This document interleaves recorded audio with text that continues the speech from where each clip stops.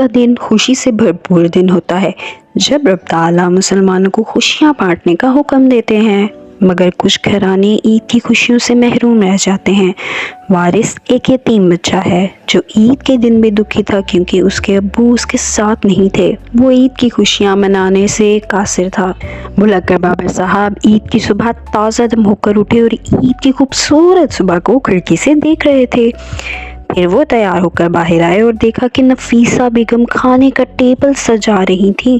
وہ مٹھائی لینے چلے گئے اور راستے میں اپنے آپ کو یاد کرواتے ہوئے جا رہے تھے کہ جناب آج عید ہے۔ وارث اپنے ابو کو یاد کر کر کے رو رہا تھا اور عید کے دن بھی اداس تھا، لیکن بھلک کر بابر صاحب نے ٹھان لی تھی کہ وہ وارث کی عید کو خوشیوں سے بھر دیں گے۔ وارث گلی کے بچوں کو اداسی سے کھیلتا اور خوش ہوتا دیکھ رہا تھا اور سوچ رہا تھا کہ کاش میرے ابو ہوتے تو میں اور میری بہن بھی اسی طرح خوشیاں منا رہے ہوتے، رنگ برنگے کپڑے پہنتے اور میری امی اور میری بہن گھر میں اداسی سے نہ رہ رہی ہوتی، ہم بھی مزے مزے کے کھانے کھاتے۔ میں یہ سوچ ہی رہا تھا کہ گھر کا دروازہ اچانک زور زور سے بجنے لگا۔ وارث ڈر گیا اور آہستہ سے جا کر دروازہ کھولا، جہاں ایک سفید رنگ کا لفافہ پڑا ہوا تھا۔ اس نے اس لفافے کو دیکھا تو اس میں بہت سی پیسے تھے اور ایک خط بھی تھا جس پہ لکھا تھا، آج کسی اور کے لیے مسکراؤ گے تو اللہ میاں تمہارے راستے کھول دے گا۔ وارث پڑھ کے حیران ہوا اور بھاگا اور بہت سے سامان لے کر ایک ایسی فیملی کو دینے چلا گیا جو ان سے بھی زیادہ ضرورت مند تھی۔ وہ فیملی اس کو بہت سی دعائیں دینے لگ گئی۔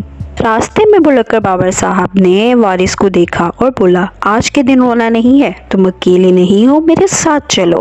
وارث کو اپنے گھر لے آئے اور وارث کو بچوں میں آ کر خوش ہونے کا کہا۔ وارث بچوں میں آ کے خوش ہو گیا، عید کی خوشیوں میں وہ اپنے سارے غم بھول گیا۔ بھلک کر بابر صاحب نے اسے عید کے تحفے دیے۔ بھلک کر بابر صاحب نے اسے بہت سے گفٹس دیے اور اس کی فیملی کو بھی۔ وہ بہت خوش تھا، اس کی امی بھی بہت شکر گزار تھیں بھلک کر بابر صاحب کی۔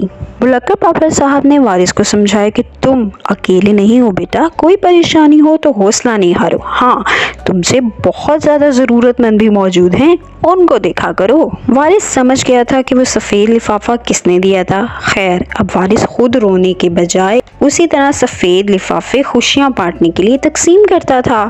وارث اپنی گھر کی چھت پہ کھڑا سوچ رہا تھا کہ عید کی خوشیاں تو اللہ میاں کی طرف سے تحفہ ہوتی ہیں، ہمیں اپنے اللہ میاں کا شکر گزار ہونا چاہیے اس کی ہر نعمت کے لیے۔ بھلک کر بابر صاحب کی سیکھ سے وہ جان گیا تھا کہ اب وہ رونے اور غمگین ہونے کے بجائے خوش رہے گا اور دوسروں کو بھی خوش رکھے گا۔